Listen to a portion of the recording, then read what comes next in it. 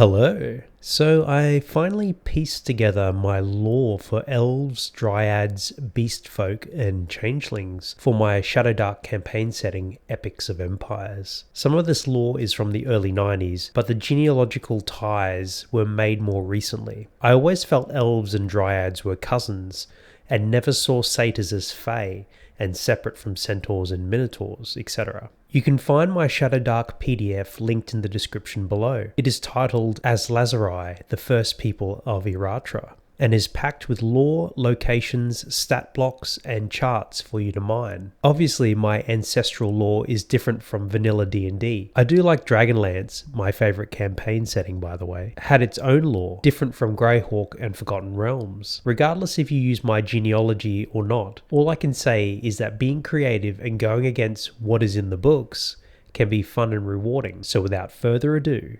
Hello, I am Eshmira Yalas Cephas, an arch-wizard of the Silver Circle.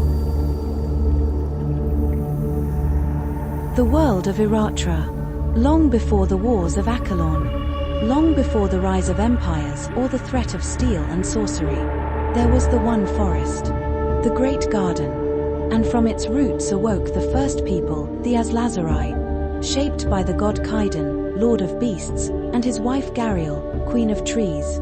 The Azlazarai were the original caretakers of Erratra, floral of form, wild in soul. They walked among blooming glades and guarded the beasts of land, sea, and sky. Blessed with the power of shapeshifting, they could take on the forms of plant or beast, tending to the balance of the world in harmony. For a time, there was only peace. But then came the God Wars, when the mad god Khaalt, called Archeel by the Elves, unleashed chaos upon the world. Even the roots of the one forest trembled. His corruption spread like poison, fracturing the Azlazarai into scattered descendants. Some were caught mid-transformation, forever twisted into hybrids of man and beast.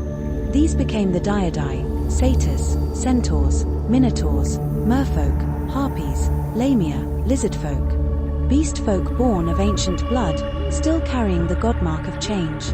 Those struck while half asleep in tree form became the Dryads, locked in wood and memory, living echoes of their origin. Others had taken on human guise and lived closer to man. They became the Elves, beautiful and wise, but severed from their old forms. Like the Dryads, they remained trapped in what they had become. And then, there were the Changelings, the last to fall. They fought the corruption and partially won. They kept their shape-shifting gift, but at a terrible price.